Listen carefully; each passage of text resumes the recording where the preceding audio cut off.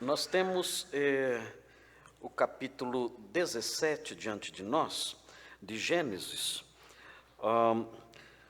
Eu disse aos irmãos, na última vez que nós falamos sobre Gênesis 17, na semana retrasada, eu disse aos irmãos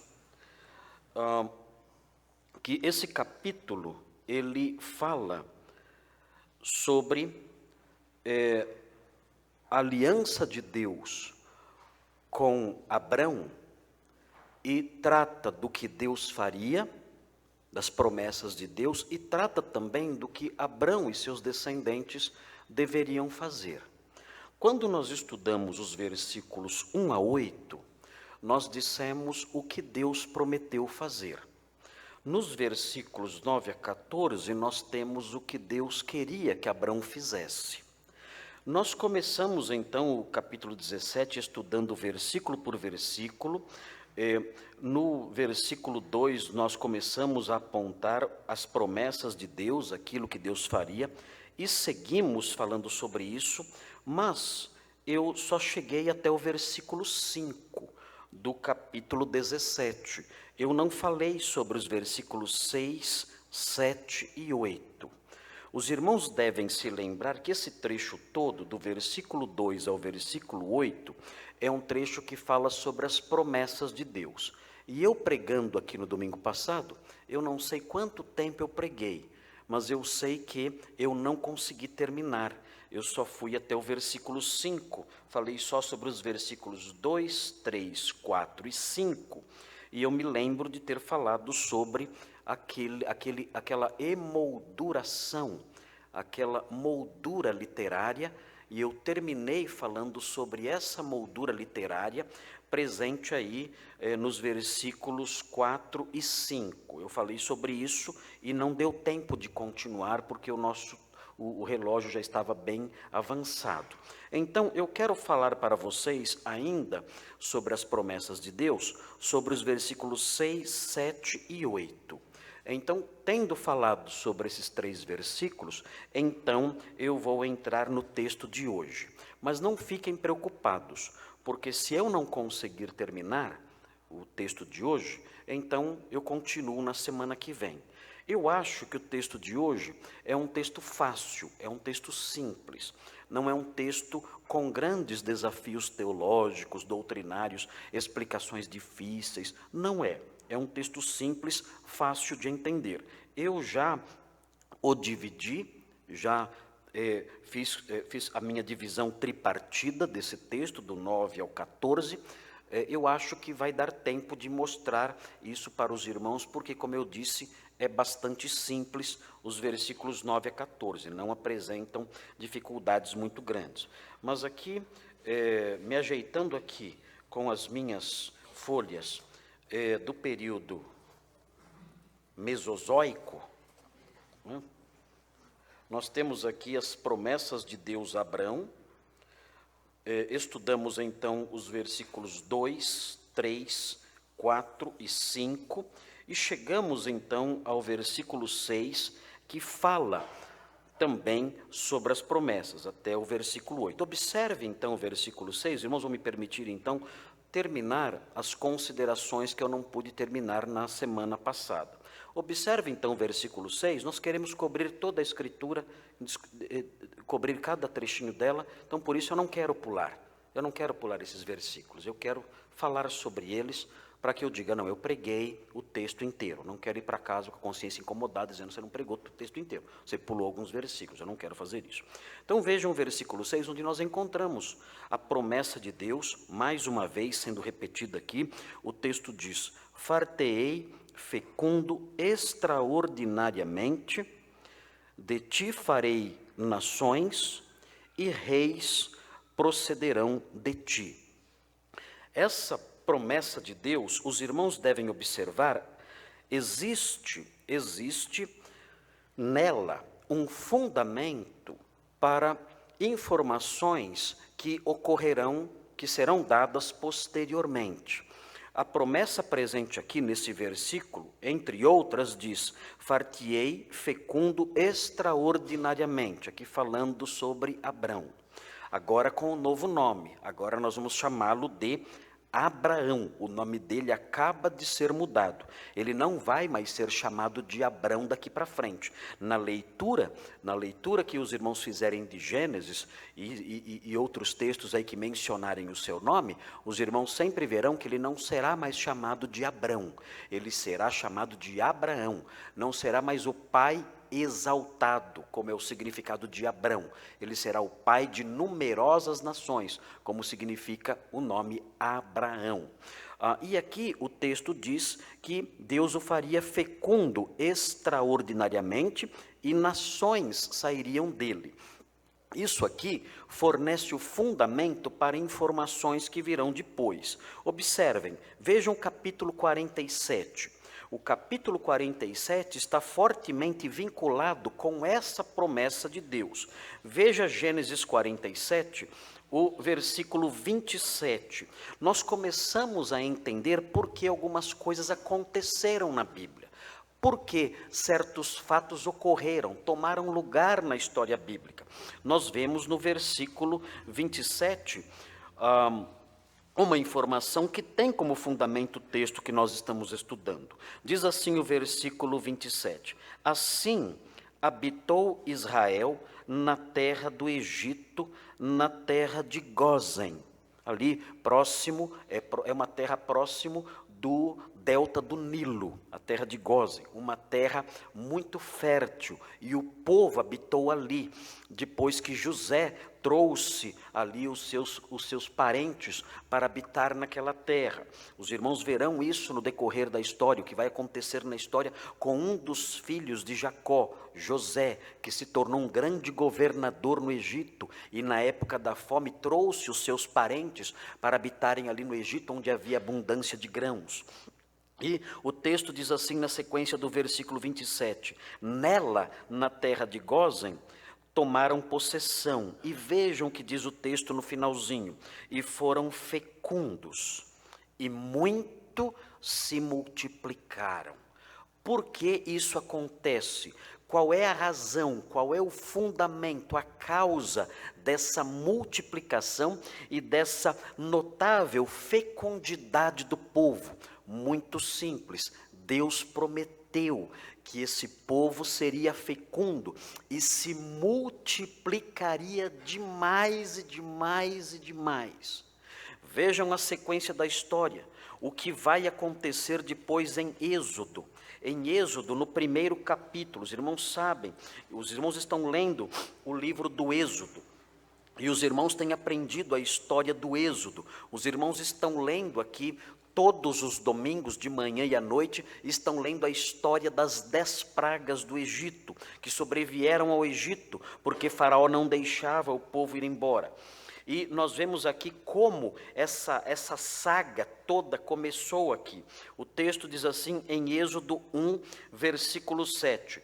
Mas os filhos de Israel foram fecundos e aumentaram muito. Por que isso? Os egípcios não eram tão fecundos e não aumentavam tanto. Naqueles dias não existiam técnicas de controle de natalidade. Por que um povo se multiplicava tanto e o outro não era assim? Porque as mulheres de um povo ali, do povo de Israel, tinham tantos filhos com tanta facilidade, multiplicando ali aquele povo, e o povo do Egito não acompanhava esse ritmo. O que estava acontecendo? Nós sabemos o que estava acontecendo. Deus tinha feito uma promessa a Abraão. Essa promessa nós estamos estudando no capítulo 17, já estudamos no capítulo 12, já estudamos no capítulo 15. Deus diz, eu farei de você uma grande nação, uma descendência numerosa procederá de você. Vejam, o texto prossegue e fala, foram fecundos e aumentaram muito, e se multiplicaram, e grandemente se fortaleceram, de maneira que a terra se encheu deles. Já a terra de Gósen já não comportava esse povo. E Faraó ficou preocupado. Ele disse, eles vão nos dominar. Não é possível. Para onde eu me volto, tem os filhos de Israel. Eles não cabem mais na terra. Eles vão se levantar contra nós. Eles podem se unir contra os nossos inimigos. E podem tomar todo o reino. Nós temos que tomar medidas contra esse povo imediatamente. E vieram as medidas terríveis, mandando que as parteiras matassem os bebês que nascessem das hebreias. E escravizando o povo, judiando do povo, até o ponto que o povo clamou a Deus. E Deus então levantou Moisés para libertar Israel do jugo egípcio. Mas nós encontramos aqui a causa de toda a preocupação de Faraó. A multiplicação do povo. E em Gênesis 17, nós encontramos mais uma vez, porque o povo se multiplicou. Deus prometeu. E quando Deus promete, Ele cumpre. As suas promessas não falham. Ele diz, eu vou multiplicar esse povo. E Ele de fato faz isso. A terra do Egito se encheu de israelitas. O texto diz também no versículo 6, uma informação nova. Diz assim, e reis procederão de ti. Mais uma vez, quando nós olhamos para a história bíblica, nós descobrimos que isso também se cumpriu. Reis procederão de ti. Virem as páginas de suas Bíblias e vejam aí o capítulo 25. No versículo 16, observem como Deus cumpre a sua promessa. Nós temos aqui em 25:16, os governantes que vieram de Ismael, que são descendentes de Ismael. Ismael foi filho de Abraão com a escrava Agar. Os irmãos já estudaram comigo essa história, a história de Abraão e Agar. E vejam o que acontece, versículo 25, capítulo 25, versículo 16, diz assim, são estes os filhos de Ismael, e estes os seus nomes pelas suas vilas e pelos seus acampamentos, 12 príncipes de seus povos. São governantes que procedem de Abraão, por meio de Ismael, seu filho.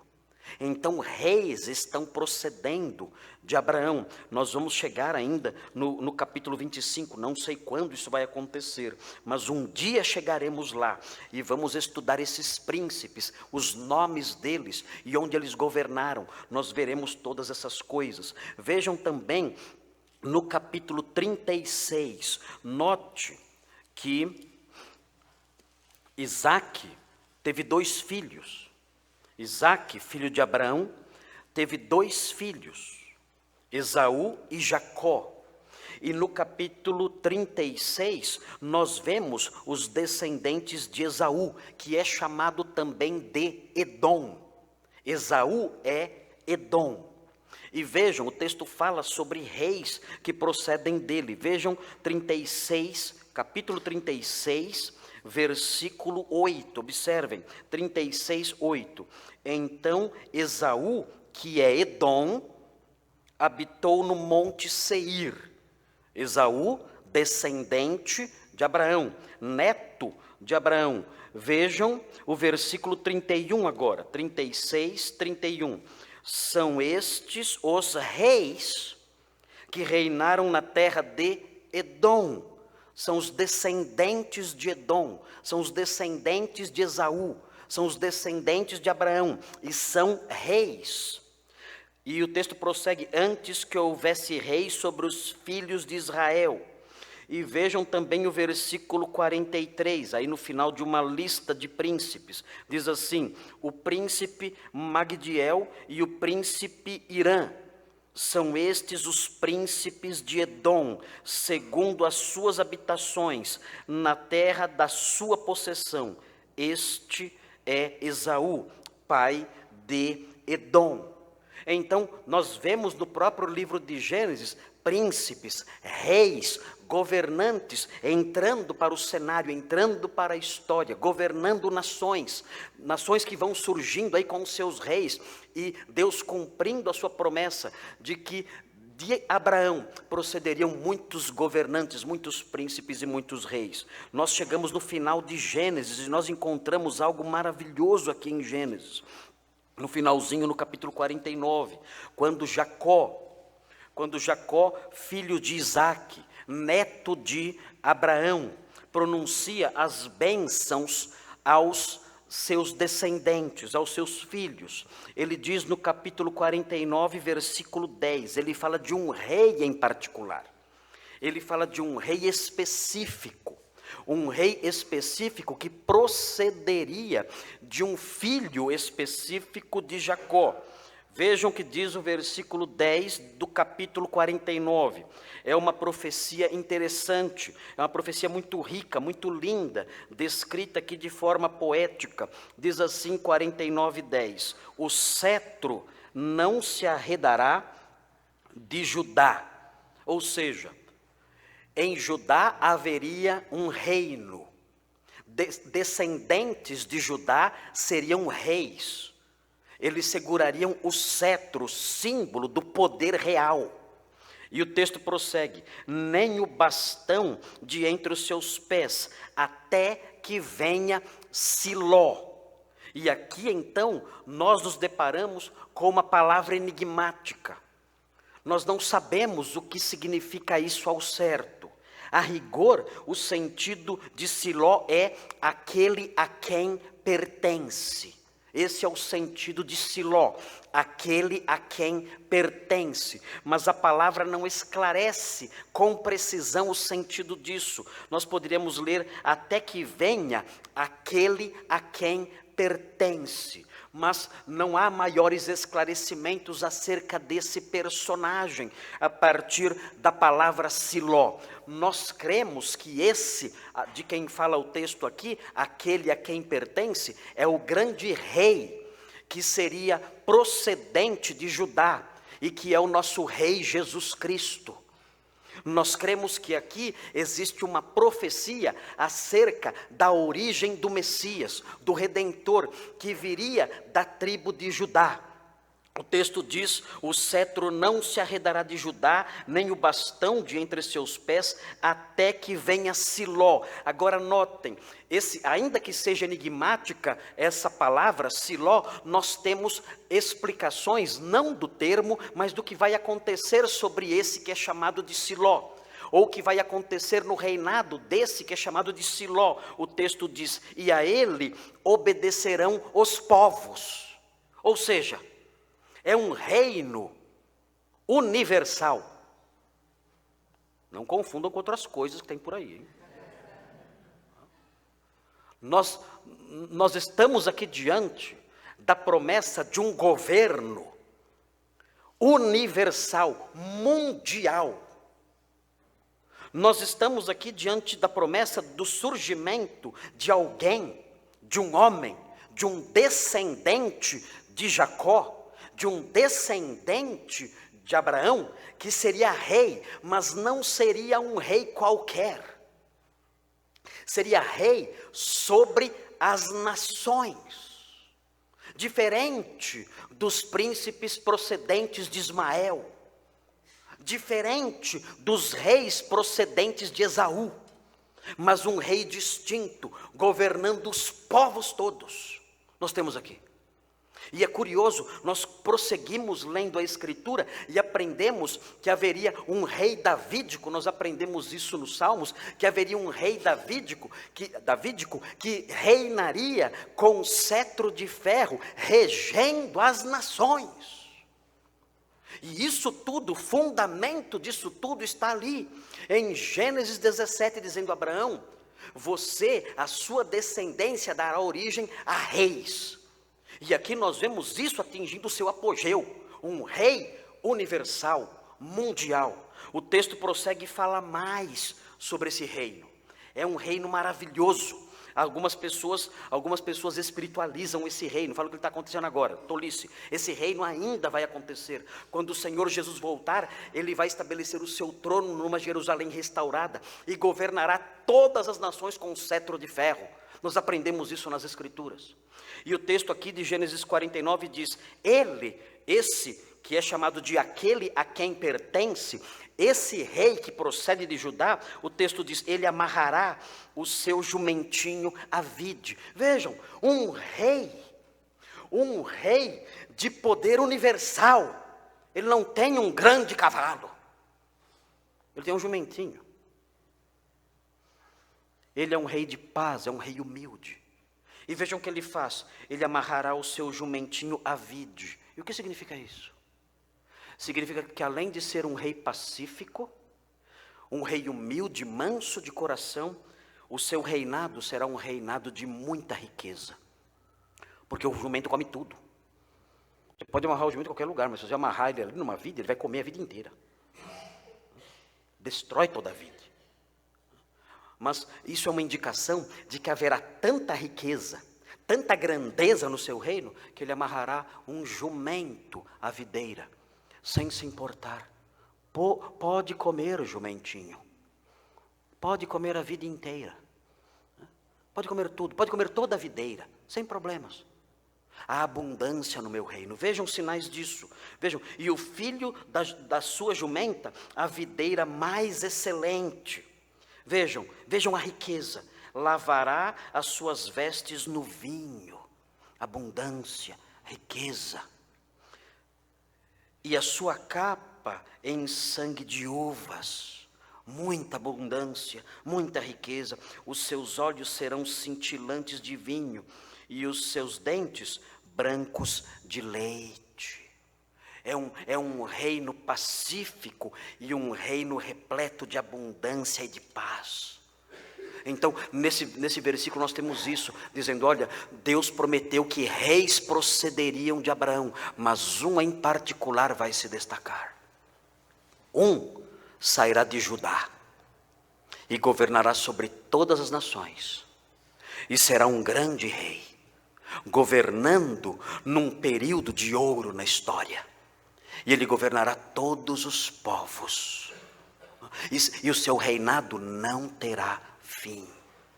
E nós vemos essas coisas todas então se formando aqui nesse horizonte teológico. Nós vemos aqui as sementes disso tudo. É o Gênesis.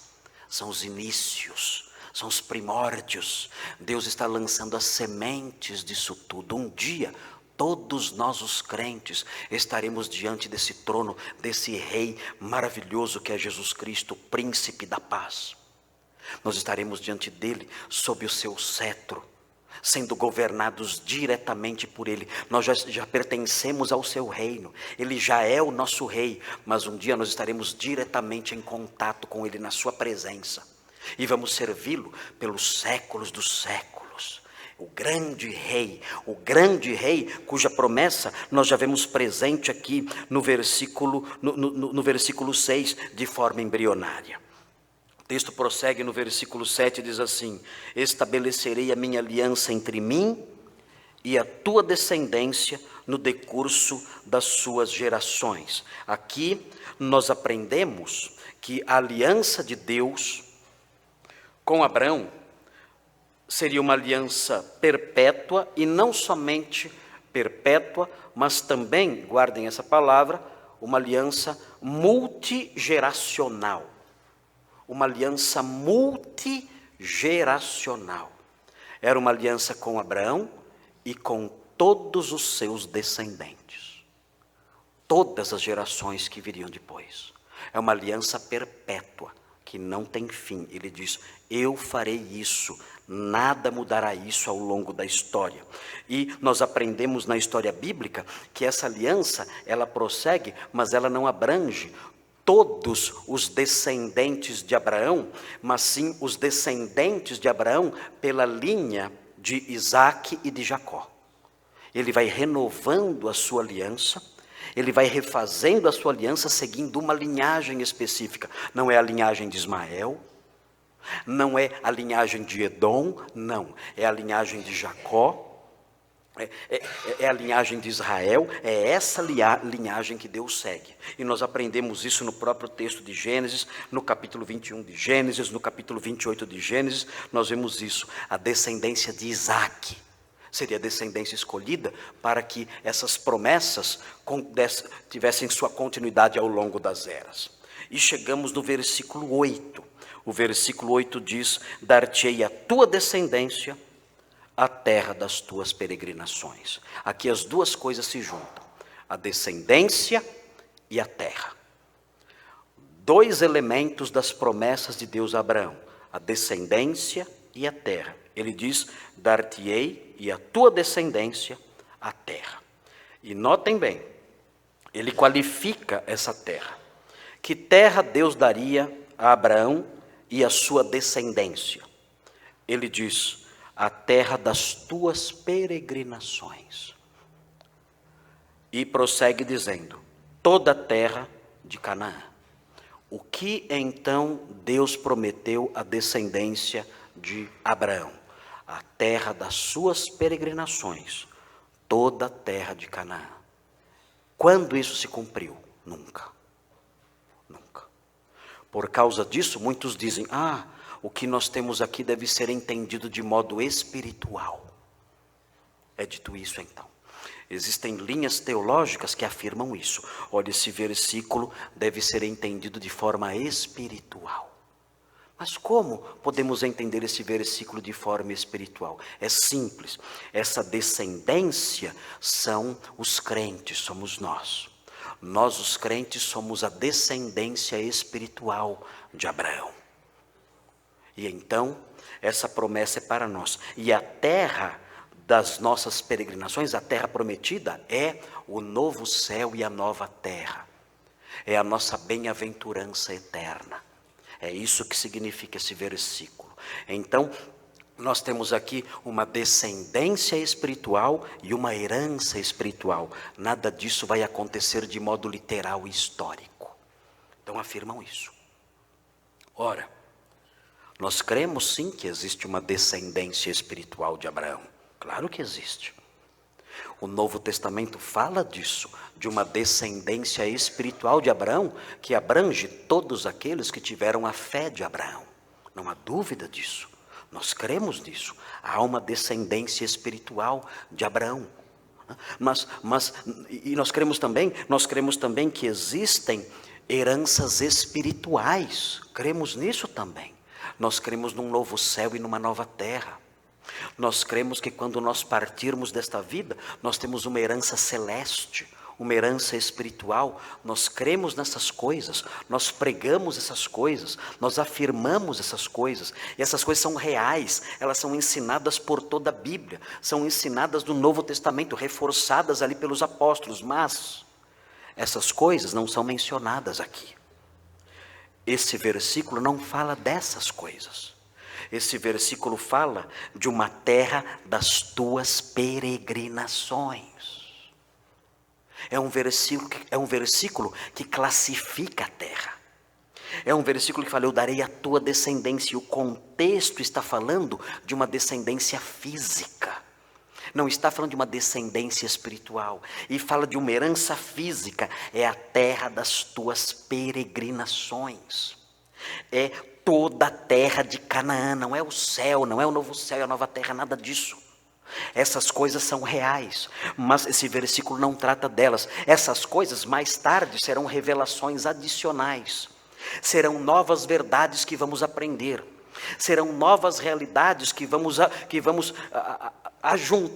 juntar a essas realidades. São lições novas que, na medida em que formos estudando a Bíblia, nós vamos juntar a esta lição inicial. Mas essas lições novas não vão anular essa lição inicial.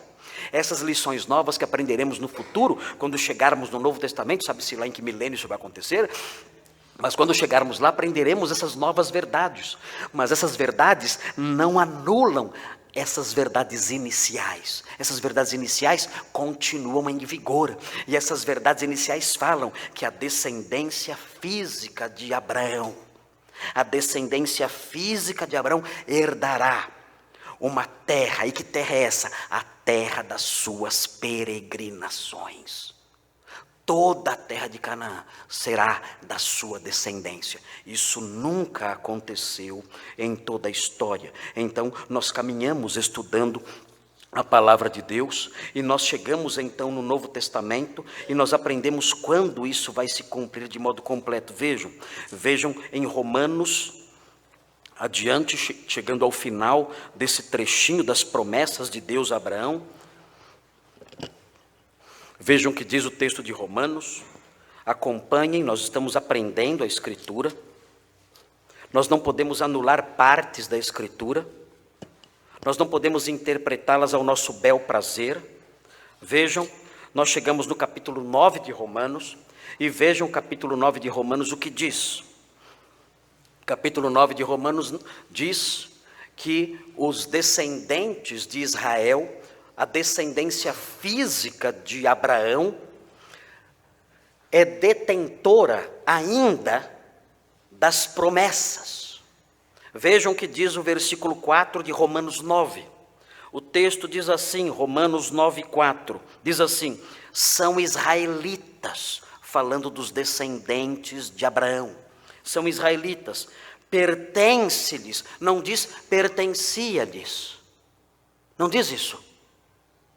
Prossegue dizendo que ainda, mesmo depois da fundação da igreja, mesmo depois da redenção que há em Cristo, mesmo depois que os gentios foram trazidos para o povo santo de Deus, mesmo depois disso, ele prossegue dizendo, pertence-lhes, ainda lhes pertence a adoção e também a glória. As alianças pertencem a eles. Que alianças são essas? Nós temos estudado Gênesis 17, falando da aliança abraâmica. A aliança abraâmica pertence a eles, ainda pertence ao povo de Israel. Isso não foi cancelado, isso não foi anulado. A igreja de Deus não tomou o lugar desse povo. Eles ainda são detentores da aliança. E o texto prossegue: a legislação, o culto e as promessas.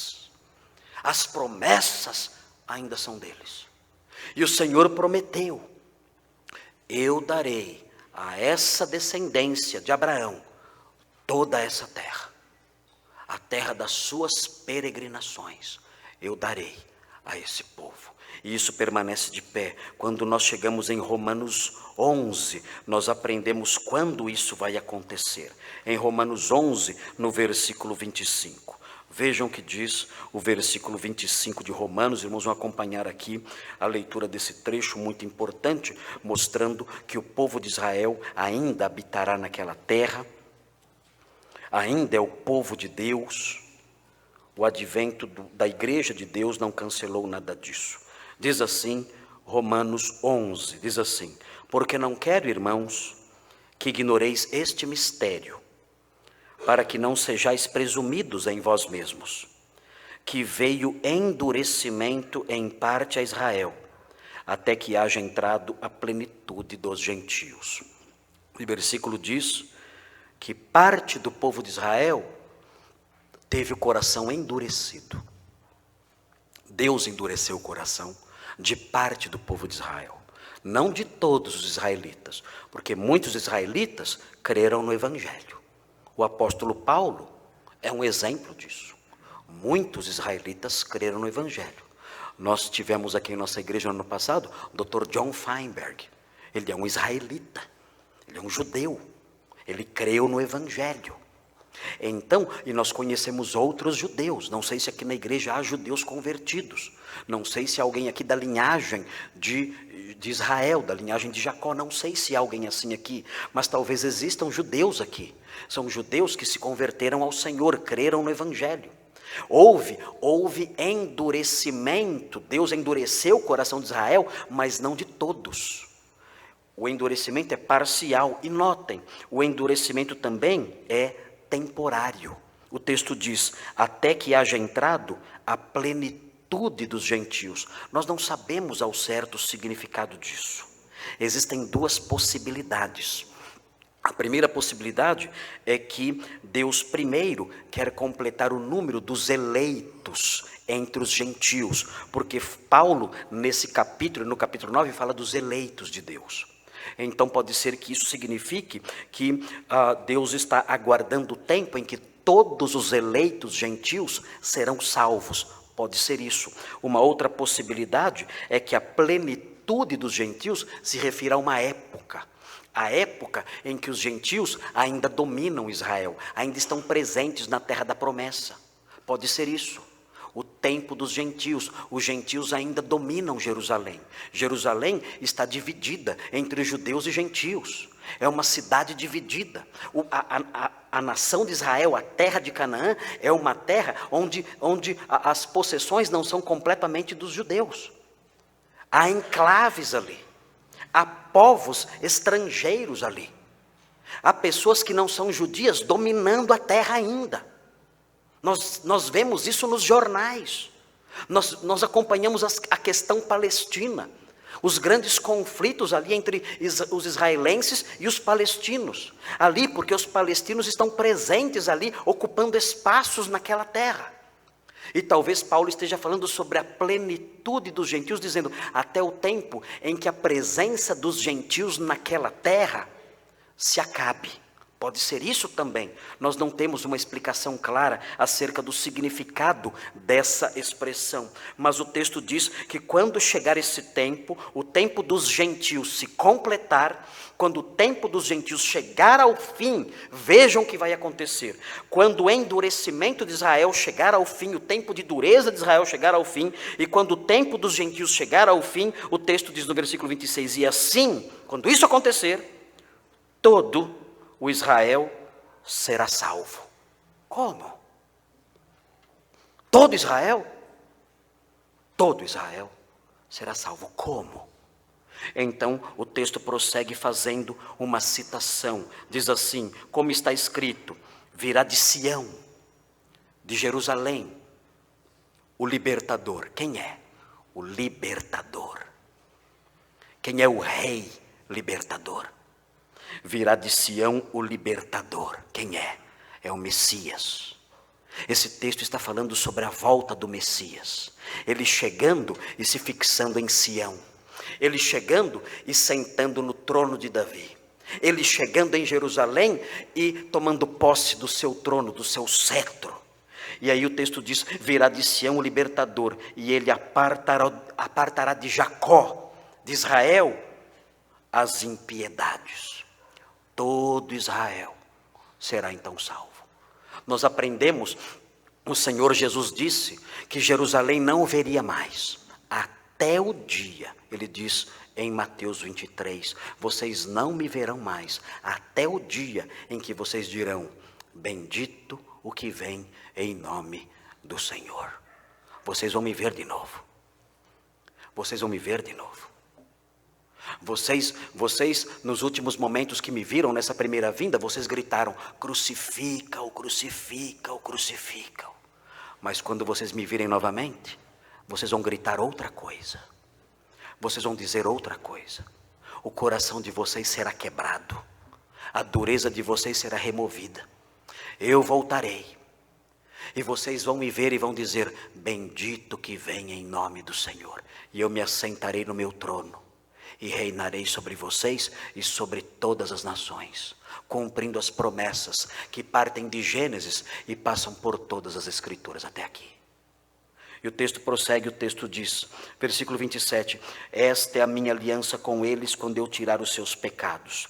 O texto no versículo 28 fala, quanto ao evangelho, são eles inimigos agora, por vossa causa.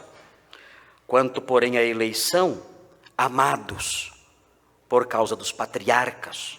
Deus prometeu que daria a terra a eles e a salvação a eles. Deus fez isso aos patriarcas, por isso eles são amados. Porque os dons e a vocação de Deus são irrevogáveis. O que Deus prometeu em Gênesis 27, em Gênesis 17, é algo irrevogável. E ele prossegue, porque assim como vós também outrora fostes desobedientes, mas agora alcançastes misericórdia à vista da desobediência deles, assim também estes, agora, foram desobedientes, para que igualmente eles alcancem misericórdia, quando o Senhor voltar isso vai acontecer, à vista da que vos foi concedida. Porque Deus a todos encerrou na desobediência, a fim de usar de misericórdia para com todos, gentios que somos nós e judeus. É interessante observar que a promessa de Deus, dada a Abraão, no versículo 8 de Gênesis 17, vai se cumprir um dia de modo literal. Um dia, essa descendência receberá a terra das suas peregrinações, e o rei davídico, um rei israelita, governará. Governará numa Jerusalém restaurada, num reino que não terá fim. E assim terminam então as promessas de Deus a Abrão, nesse trecho que vai dos versículos 2 ao versículo 8. Muito bem, vamos então agora começar o sermão desta noite. Estou brincando com vocês. Eu tenho que me organizar aqui nesse monte de folhas aqui. Eu só quero que os irmãos observem, olhando os versículos 9 a 14, eu gostaria que os irmãos observassem algumas divisões iniciais, para que nós pelo menos comecemos a caminhar nesse trecho. Como eu disse, é um trecho simples, fácil de entender, e eu não vou gastar muito tempo nesse trecho aqui que está diante dos irmãos. O texto fala sobre a circuncisão. Eu nunca ouvi um sermão sobre a circuncisão em toda a minha vida, nunca ouvi, toda a minha vida.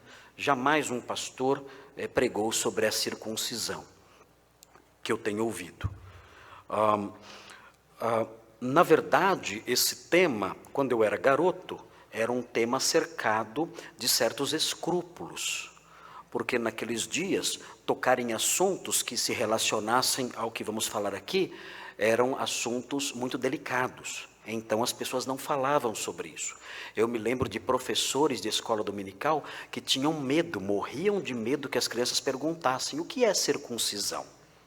Ficavam em pânico. Então falavam sobre a circuncisão, a criancinha lá sempre tem, né, um corintianinho que levanta a mão, né, e fala, né, e diz, né, mas o que é circuncisão? E aí então o professor, eu sabia que alguém ia perguntar isso, e agora estou numa situação super delicada, porque tenho que explicar isso, e como é que eu vou fazer? Então dizia para a criança: olha, pergunta para o seu pai, na sua casa e tudo mais. Eram temas que não eram mencionados naqueles dias, quando eu era garoto. Havia muitos escrúpulos e tudo mais, e por isso não se falava sobre esse assunto. É curioso notar que a Bíblia não é assim.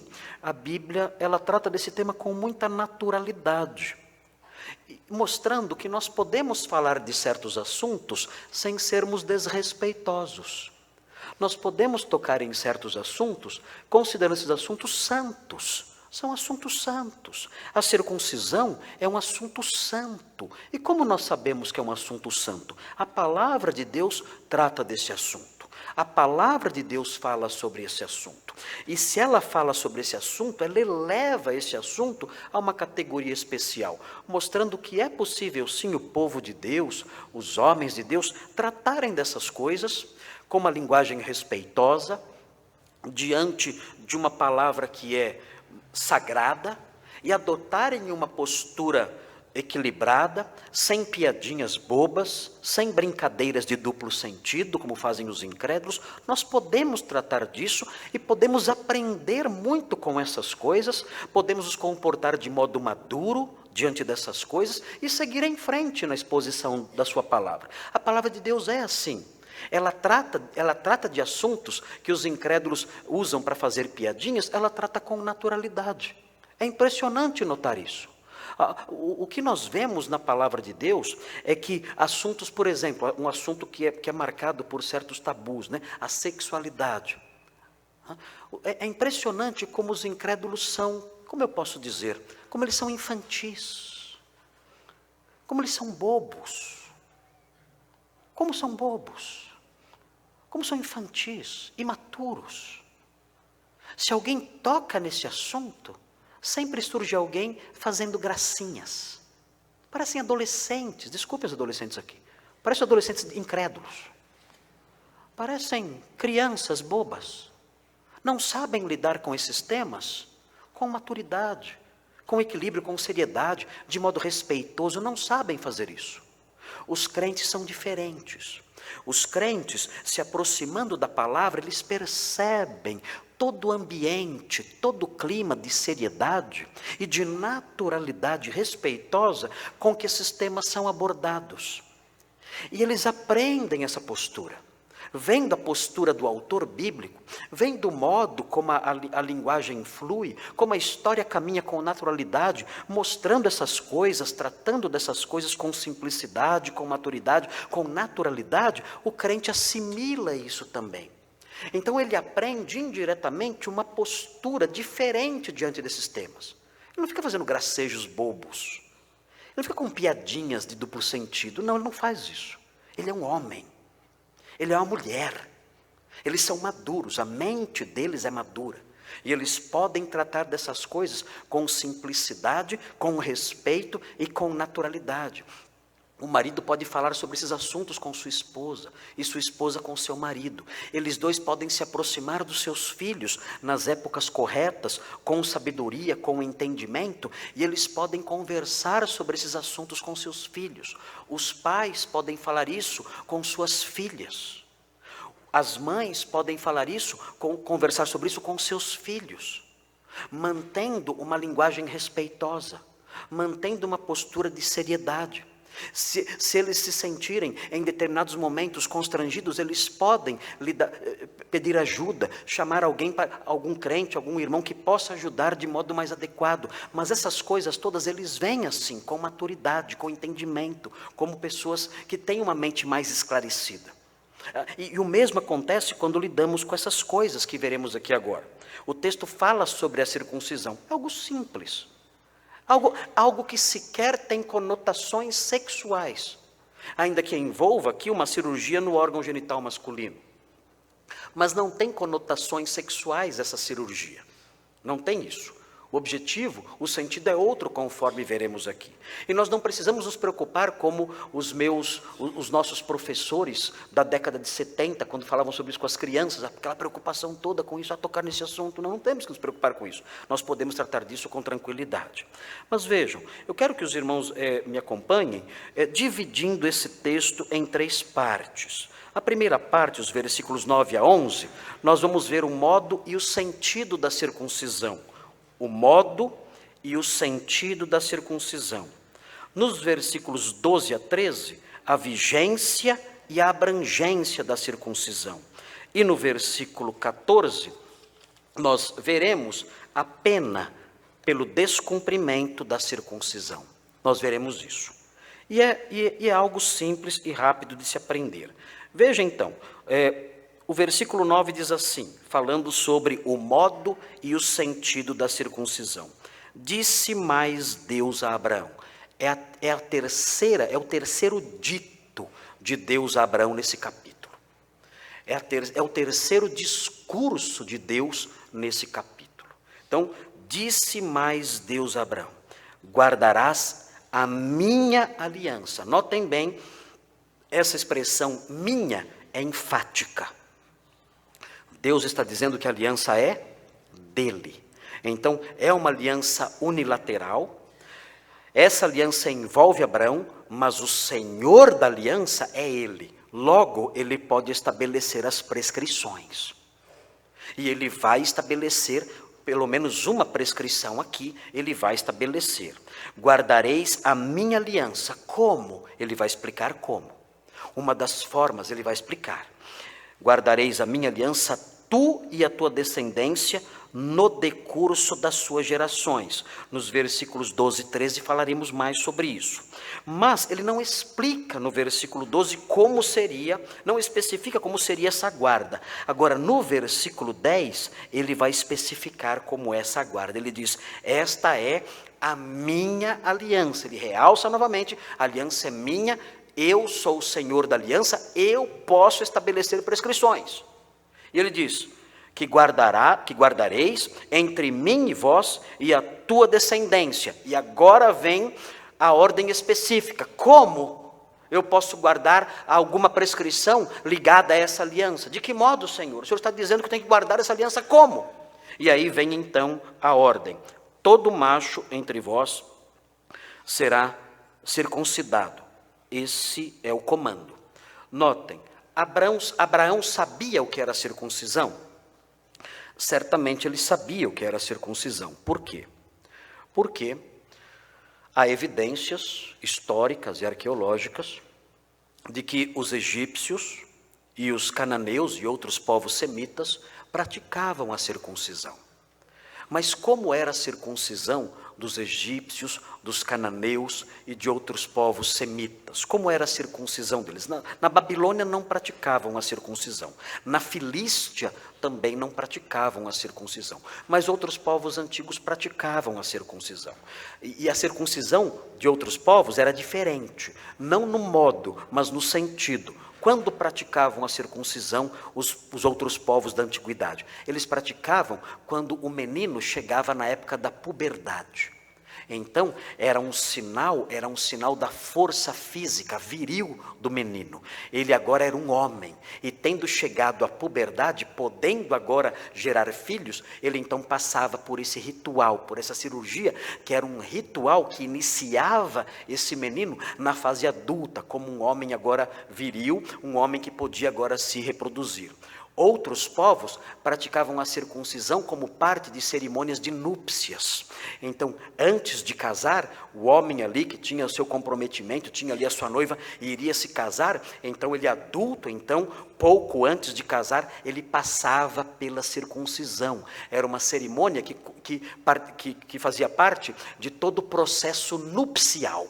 Era assim a circuncisão dos povos antigos, era desse jeito. Aqui, a circuncisão dos israelitas é diferente. A circuncisão dos israelitas não tem nada a ver com alcançar a puberdade, e não tem nada a ver com núpcias, o sentido é diferente. Mas Abraão sabia o que era a circuncisão.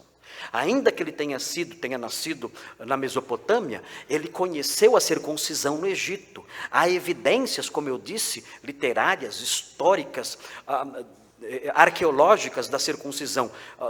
Dizem que encontraram múmias egípcias, que quando estudadas, múmias da época de Abraão, até de antes da época dele, múmias que quando estudadas e analisadas, descobriram que essas múmias eram de pessoas que tinham sido circuncidadas. Então a circuncisão já existia, para Abraão a circuncisão não era uma novidade. Novidade será o sentido da circuncisão, aqui será mencionado aqui. Mas vejam então o modo da circuncisão. O texto fala no versículo 11 o modo da circuncisão, e fala também do sentido da circuncisão. Diz assim: circuncidareis a carne do vosso prepúcio. Esse é o modo da circuncisão. Como a circuncisão ocorreria? A circuncisão seria a remoção da pele que cobre o órgão genital masculino, a glande do órgão genital masculino. Seria a remoção dessa pele. Na língua grega, a palavra é peritomê. Peritomê significa tomo, é corte. Peri, ao redor de. É um corte circular, é um corte em círculo. A palavra circuncisão em português também indica isso. É uma cisão circular. Isso é a circuncisão.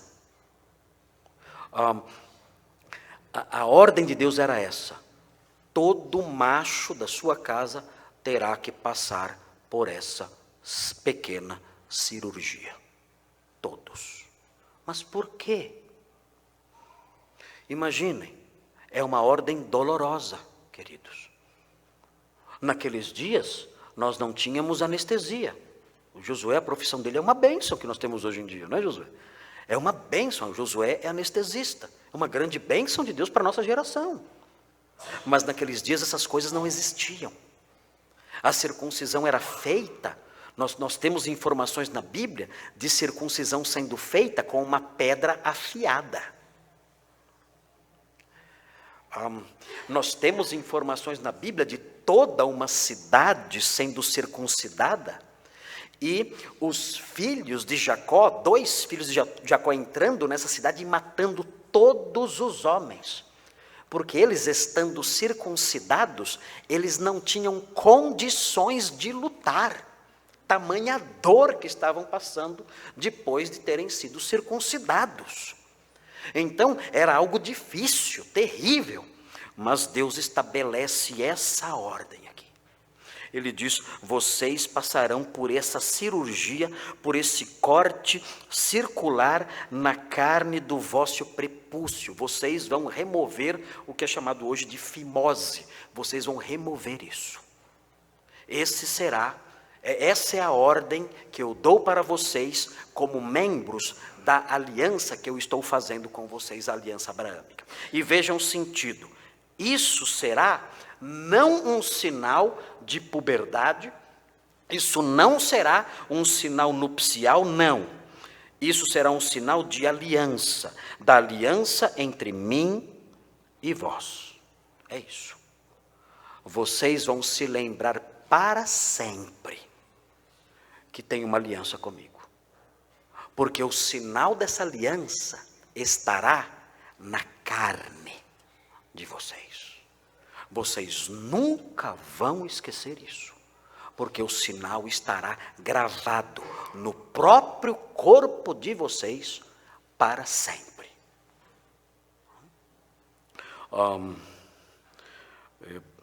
Não havia como desfazer isso. Como desfazer isso?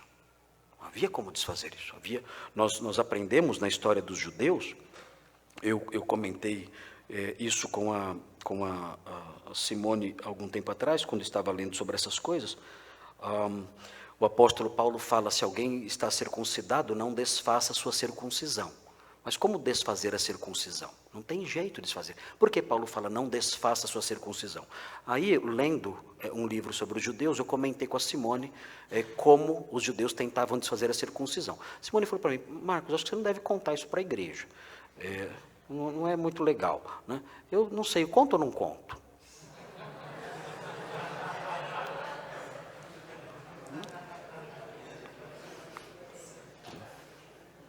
Todo mundo curioso, né? Vou dar o livro para vocês lerem, né?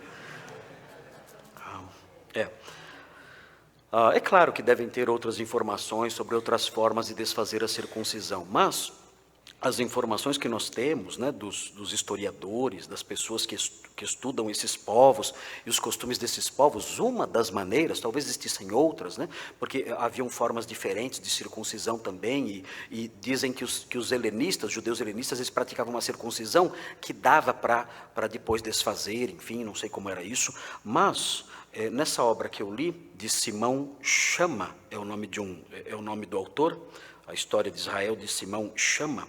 Ele não é crente, ele é um historiador secular, e ele narra os costumes e as histórias dos judeus. Muito interessante, um livro maravilhoso, repleto de informações muito ricas. E ele diz o seguinte: ele diz que os gladiadores, na época da Roma antiga, eles lutavam, eles treinavam nus. Nós não vemos isso nos filmes, por razões óbvias. Nós não vemos cenas assim dos gladiadores treinando nus. Nós vemos eles em batalha, e mesmo nos treinamentos, eles estão vestidos. Claro, na hora das lutas, nos grandes ginásios, eles se vestiam com suas armaduras, tudo mais, nós temos tudo isso. Mas os seus treinamentos eram nus. E os judeus, eles tinham vergonha. Os gladiadores judeus, eles tinham vergonha disso. Eles tinham vergonha de ficar nus porque eles eram circuncidados. E sendo circuncidados, eles expunham a sua circuncisão enquanto estavam ali fazendo seus treinamentos, suas lutas de treinamento nos lugares apropriados ali para isso. E eles eram alvos, inclusive, de zombaria dos demais gladiadores, que zombavam deles porque eles eram circuncidados. Então, o que eles faziam então? Os gladiadores judeus tentavam desfazer isso através de um processo que envolvia o uso de cremes. Eles faziam cremes, óleos, substâncias oleosas, e tentavam ficar puxando a carne que cobria o pênis, tentavam ficar puxando ela diversas vezes, muito tempo, para esticar essa carne. E então disfarçar a sua circuncisão. Eles tentavam fazer isso. Era uma prática que os gladiadores faziam isso, e talvez, nós não sabemos, talvez o apóstolo Paulo, quando ele fala não tente desfazer a sua circuncisão, talvez ele tivesse isso em mente. Eu sei que isso cria certas imagens mentais não muito agradáveis aí nos irmãos, mas os irmãos notem como esse sinal, essa marca era realmente uma marca permanente, difícil de se livrar. E eles tinham que se submeter a esse tipo de processo, tentando disfarçar um pouco essa marca. Porque o objetivo dessa marca era exatamente esse: não se livrar dela, ela ser permanente enquanto a pessoa vivesse. E por que isso? Porque Deus quis que essa marca fosse assim, para que sempre se lembrassem: eu tenho uma aliança com vocês. Vocês vão se lembrar disso todos os dias da vida de vocês. Todos os dias que vocês olharem para o corpo de vocês, vocês vão se lembrar dessa aliança. Esse era o objetivo, esse era o alvo. Qual era a abrangência? Agora, chegando na segunda parte do texto, qual era a abrangência da circuncisão e a vigência? O texto diz assim no versículo 12: o que tem 8 dias será circuncidado entre vós. Vejam, bebezinho, 8 dias de vida deveria ser circuncidado. Ainda bebezinho, criancinha recém-nascida, seria circuncidado. Todo macho nas vossas gerações. Por quanto tempo? Para sempre.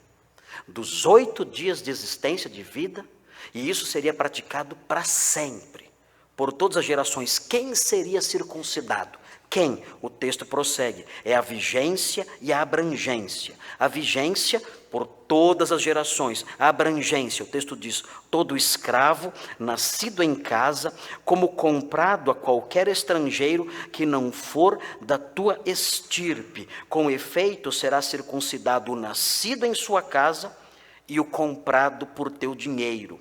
A minha aliança estará na vossa carne e será aliança perpétua. Quem deveria ser circuncidado na casa do judeu? Todos. Mas eu não sou judeu, sou um escravo gentil. Você está debaixo de um teto judaico. E debaixo de um teto judaico é assim que funciona. Você será circuncidado. É interessante notar isso. Quando nós olhamos para a vigência e a abrangência da circuncisão, é curioso porque parece, isso nós temos que ser cautelosos, temos que ser cuidadosos aqui, para não gerar um princípio que talvez não emane com naturalidade desse texto, mas o que talvez podemos desconfiar que existe aqui é o princípio de que o padrão de piedade do chefe da casa, do líder da casa, deve ser observado por todos os que moram naquela casa, quer eles adotem aquele padrão ou não. O que eu quero dizer com isso? Notem, o chefe da casa judeu trazia para a sua casa alguém de fora. Ele diria para ele o seguinte: olha, esta casa é uma casa judaica. Nós somos judeus e observamos a aliança que ele fez com os nossos pais. De modo que, se você quiser fazer parte desta casa e viver aqui, você tem que se submeter às prescrições desta casa. Você terá que ser circuncidado. Mas eu não creio no Deus de vocês. Eu não sou judeu, eu não aceito esses padrões. Certo, mas você estará debaixo desta casa, deste teto, e debaixo deste teto, os padrões são os padrões do líder desta casa. Os padrões serão estes. Se vocês quiserem viver aqui, é assim que será. E quando eu vejo algo assim, eu creio que existe aqui, num versículo como esse, em ensinos como esse, uma lição presente, embutida sutilmente aqui para nós hoje. E que lição é essa? Nós, os crentes, devemos estabelecer, dentro dos limites da nossa casa, os padrões que deverão ser observados por todos que moram ali dentro. Nós, homens desta igreja, líderes dos nossos lares, ou na nossa ausência, as senhoras que na ausência dos maridos, não tendo maridos, governam também os seus lares. Nós temos aqui o que parece ser um princípio importante de governo do lar. E esse princípio é o seguinte: debaixo desta casa, sob o meu governo e a minha liderança, todos os que estão aqui dentro devem observar os padrões adotados por mim. Isso serve para os filhos em relação aos pais. Acontecem muitos esses conflitos. Às vezes, o filho diz: eu não sou crente. O senhor é crente, a mamãe é crente, mas eu não sou. Então vou viver como eu bem entendo. Eu não tenho que abraçar os seus padrões. Eu não tenho que obedecer suas regras, não tenho que fazer o que o senhor manda. Errado. Você está redondamente enganado. Esta casa tem um líder. E este líder é um cristão. E debaixo dessa casa, as regras são essas que eu exponho a você agora. São dolorosas, são difíceis talvez, mas se você quiser viver debaixo deste teto, essas são as regras que você vai observar. Se você não aceita essas regras, sirva-se da porta. Assim que os pais devem agir.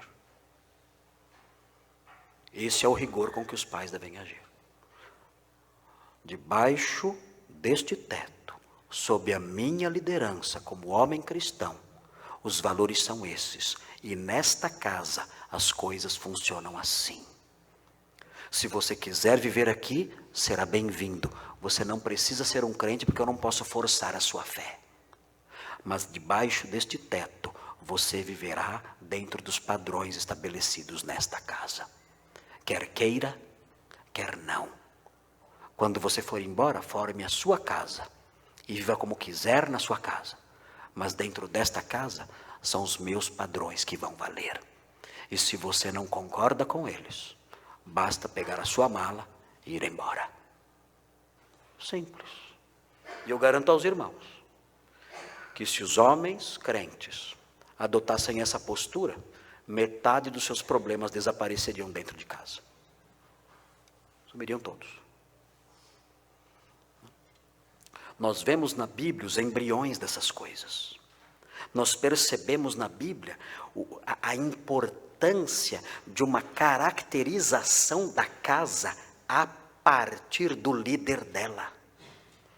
Uma caracterização, o estabelecimento de um padrão na casa a partir do líder da casa. É interessante notar isso. E Deus dizendo: na sua casa, em que você é o chefe, em que você governa, na sua casa, qualquer pessoa de fora vai obedecer essas normas que eu estou impondo aqui a você. Não importa se o escravo é gentil ou não, se ele crê no Deus de Israel ou não, não interessa. Ele será circuncidado e assim é que vai funcionar a coisa. E nós temos que aprender desses padrões. Temos que perceber nesses padrões alguns princípios embrionários presentes ali, para que nós também governemos a nossa casa com sabedoria. Porque o que tem acontecido hoje em dia é uma descaracterização do lar cristão por conta de incrédulos que estão ali naquela casa, e os crentes ali, inclusive os líderes dessas casas, não têm voz nenhuma. Não têm voz nenhuma. E os filhos incrédulos fazem o que querem. E os pais crentes silenciam, como ovelhinhas ali escondidas com medo. E na casa impera muitas vezes o pecado e a desordem, porque os pais não têm autoridade para impor ali os seus padrões. Isso está errado. Os pais têm que ter uma voz mais dinâmica, mais ativa. Os pais devem comandar, devem liderar a sua família. E o texto termina.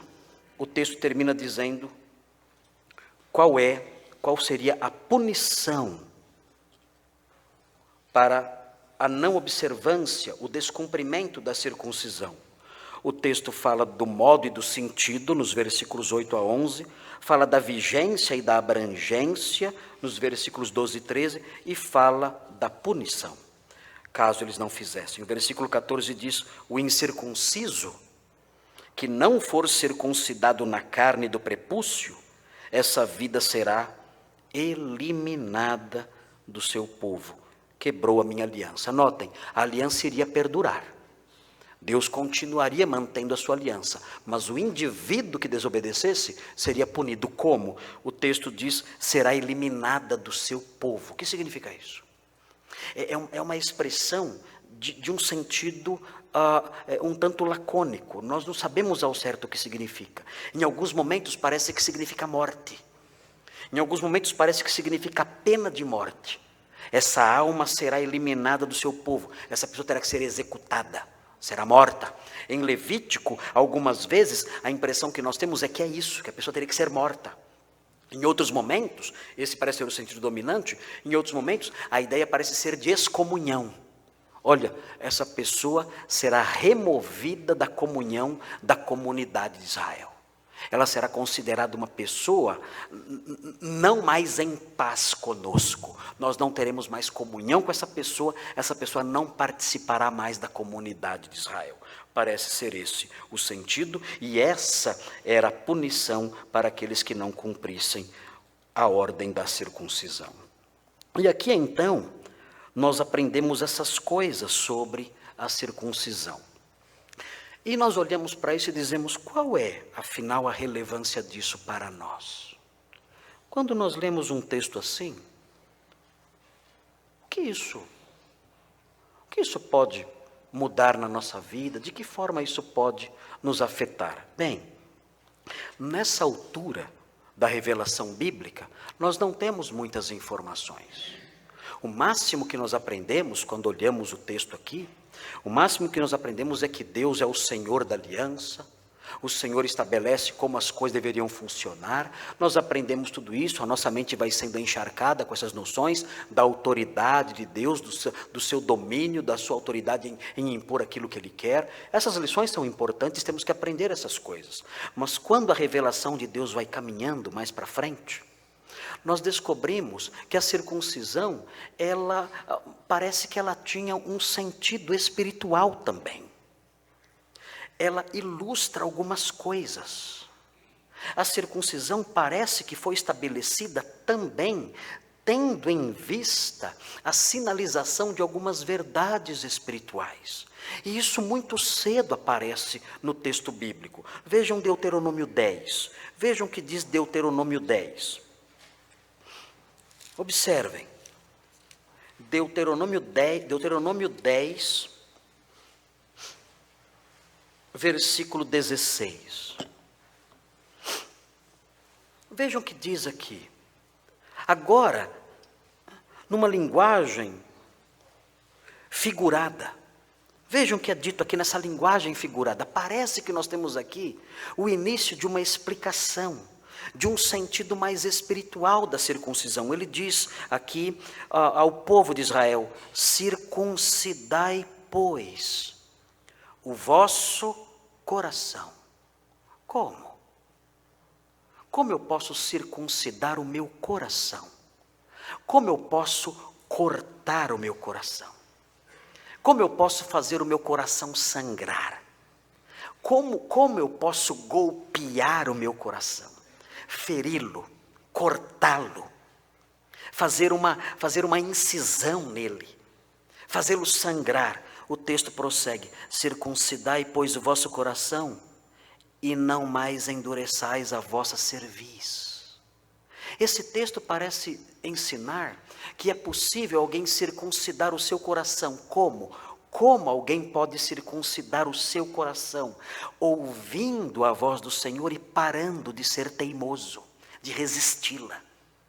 O que é circuncidar o coração? Circuncidar o coração nesse texto significa parar de resistir ao ensino da palavra de Deus.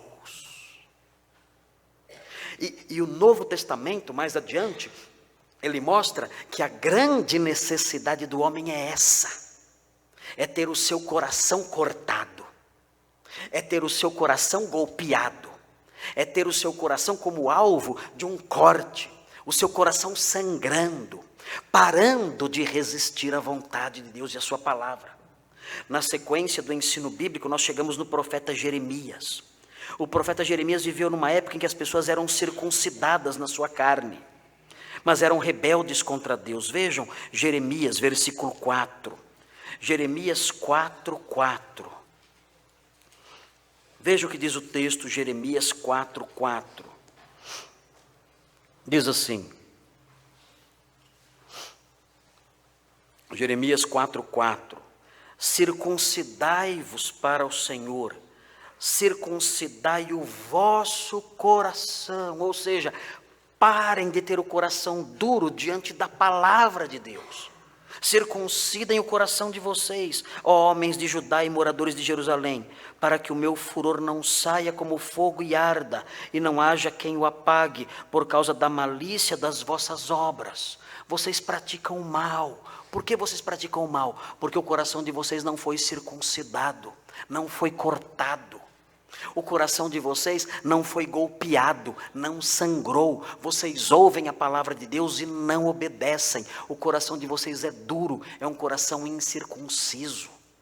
Quando nós caminhamos, chegamos no Novo Testamento, chegamos em Colossenses, nós aprendemos o que Jesus faz com uma pessoa. Vejam o que a fé em Jesus faz com uma pessoa em Colossenses, no capítulo 2, Colossenses 2:11. Vejam o que Jesus faz com uma pessoa. Esse texto parece indicar que todos os incrédulos são incircuncisos no coração. Eles ouvem a palavra de Deus e não atendem. Eles ouvem a palavra de Deus e endurecem o seu coração. Todo incrédulo precisa de uma circuncisão no coração.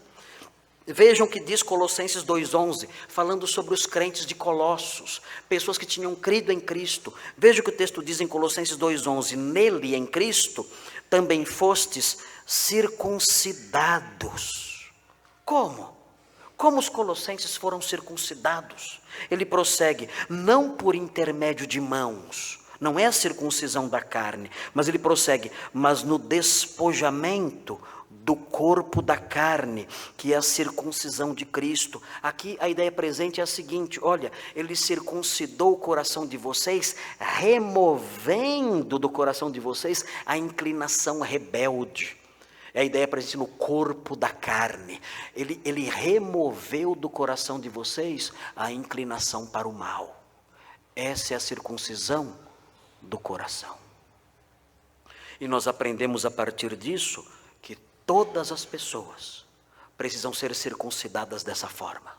A circuncisão instituída em Gênesis 17 tinha um sentido espiritual também, que nós aprendemos quando nós lemos a Bíblia mais adiante. Nós aprendemos, era um sinal da aliança sim, mas um sinal de algo mais. Um sinal de algo que deve acontecer no coração das pessoas.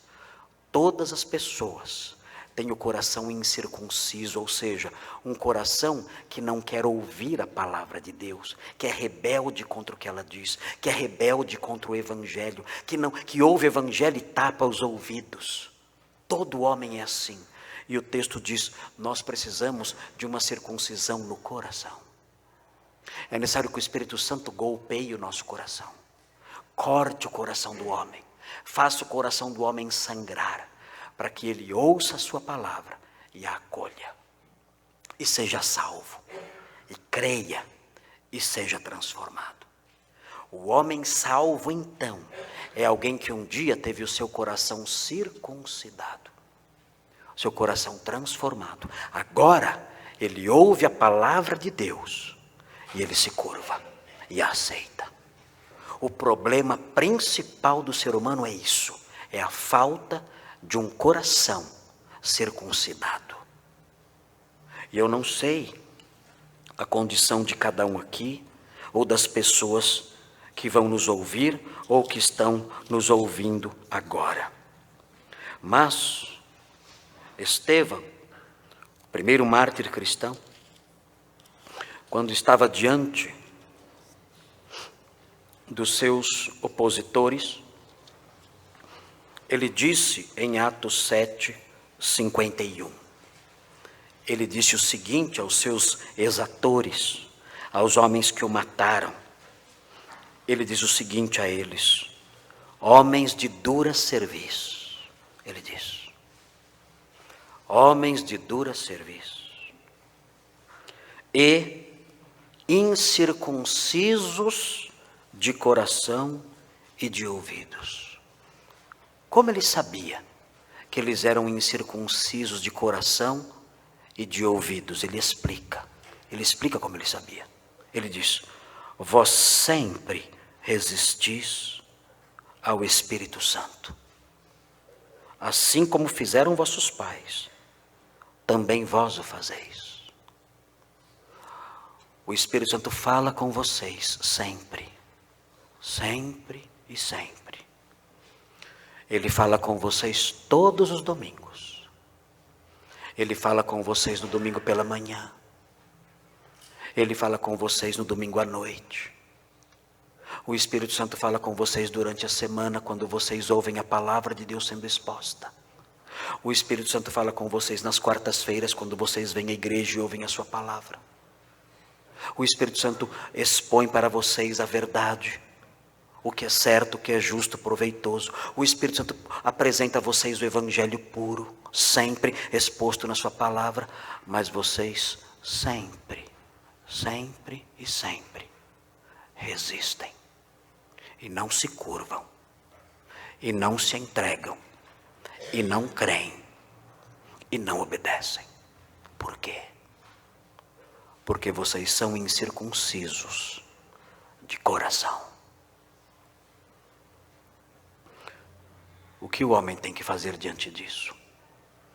Se eu descrevi você agora, o que você tem que fazer diante disso? Muitos ouvem as lições todas da palavra de Deus e saem lá fora e esquecem tudo. E não se importam mais e continuam vivendo suas vidas erradas.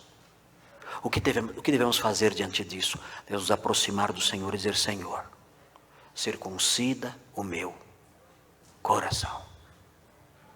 Circuncida o meu coração, para que eu ouça a sua palavra e me curve diante dela, sendo um incrédulo, que eu passe a crer, sendo um crente, que eu passe a obedecer, que eu mostre ao Senhor e ao mundo que eu tive um coração circuncidado. Vamos orar. Senhor Deus, obrigado por sua palavra e continua a nos ensinar e a nos enriquecer com ela. Abençoa-nos. Nós pedimos que o Senhor trabalhe em cada um de nós e que nós vivamos como pessoas que foram circuncidadas no coração. E se alguém não foi circuncidado no coração pela fé em Jesus, que o Senhor se aproxime dessa pessoa e trabalhe nela, para que isso aconteça em sua vida. Em nome dele nós pedimos. Amém.